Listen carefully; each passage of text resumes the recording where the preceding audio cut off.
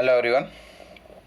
In the previous video, I had discussed about transforming principle, which is also called as Griffith experiment, in which we had discussed about that Griffith worked on two different strain of pneumococcus or otherwise Streptococcus pneumoniae, which is responsible for causing, which is responsible for causing pneumonia. So what happened here? At the end, we have discussed that when heat killed S-type bacteria was mixed with the live R-type bacteria and injected into the mouse, what happened? The mouse died. So at that time, what happened?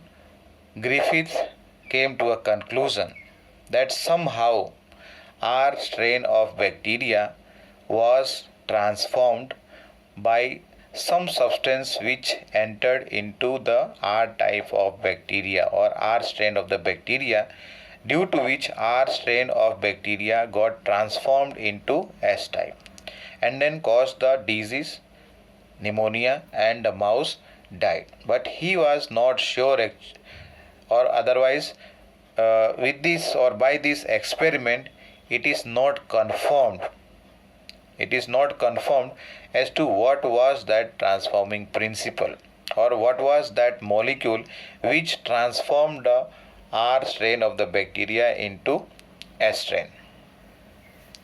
Biochemical characterization of principle or transforming principle here. Biochemical characterization of transforming principle. Now this was confirmed. Biochemical characterization was done by these three scientists, Oswald Avery, Colin MacLeod, and Maclean McCarthy, between 1933 to 1944. They came to a exact conclusion as to what was the molecule which brought about the process of transformation in the Griffith experiment. And for this, what they did, they isolated or they purified the transforming principle. They purified the transforming principle, that is the biochemicals which are present here. And before this, it was considered that protein was the genetic material, or protein was actually working as or acting as the genetic material which carried the genetic information from one generation to another generation.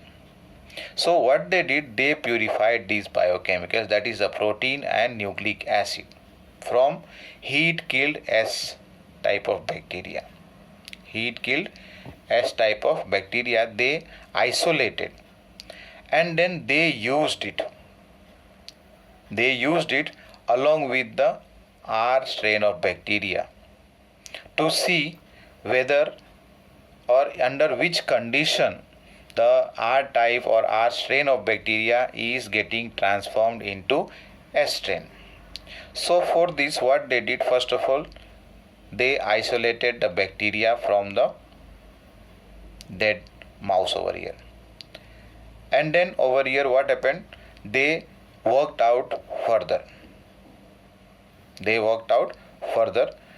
What they did after isolating the molecule, that is over here let us consider as purified transforming principle, which has protein and nucleic acid. And nucleic acid, you understand, DNA, RNA, both of them are nucleic acid. Now whatever other biomolecules are there, let us say lipids and carbohydrate, that can be digested with the help of enzyme. In case of lipid, it can be digested by the use of lipase enzyme, and in case of carbohydrate, that can be digested with the help of carbohydrase enzyme.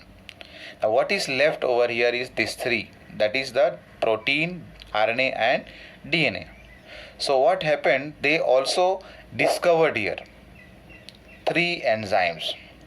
One enzyme that is called as protease, which is able to digest or which can digest the protein.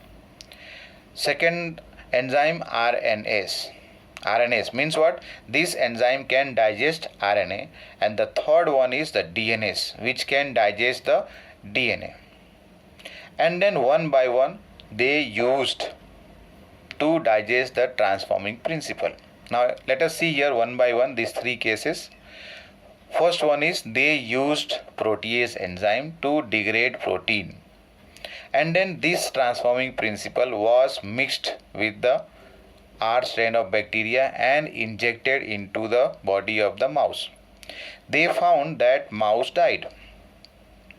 That means what? Why did mouse die? Because the R strain of bacteria got transformed into S type and caused the disease, and as a result of which the mouse died. In the second case here, they used RNase in order to digest RNA and then mixed the biomolecule, that is the mixture of biomolecule in which RNA was digested, and then mixed it with the R strain of bacteria and injected into the mouse. Again they saw that the mouse died. Why did the mouse die? Because transformation has taken place. That is, the R strain of bacteria got transformed into S strain, and as a result of which it caused the disease and the mouse died. In the third case, they used the DNA digesting enzyme, that is DNase. They used the DNA digesting enzyme, that is DNase. In this, what happened? This enzyme digested the DNA. As a result of which, what happened? Only RNA and protein were left back, but DNA was not present. When this was mixed with the R strain of the bacteria and then injected into the mouse, they found to their surprise that mouse did not die there. Means mouse lived, because here transformation did not take place. Why? Because DNA was already digested. So this DNA did not enter, or that was not accepted by the cell of the R strain bacteria, and due to that transformation did not take place. R strain did not get converted or transformed into S strain, so disease was not caused, that is pneumonia disease was not caused, and as a result of which transformation did not take place. And earlier I said, in case of the lipids and carbohydrate, that can be digested with the help of use of enzyme. That was done. And over here at the end, what was confirmed by this? That when DNA was digested, transformation did not take place. But when DNA was there intact, RNA and protein were digested, at that time transformation took place. So this confirmed that DNA only is the genetic material which passes from one bacteria to another, that is, which passes from the dead cells of S strain of bacteria into the R strain, and R strain of the Streptococcus bacteria got transformed into S strain and caused the disease, and the mouse died.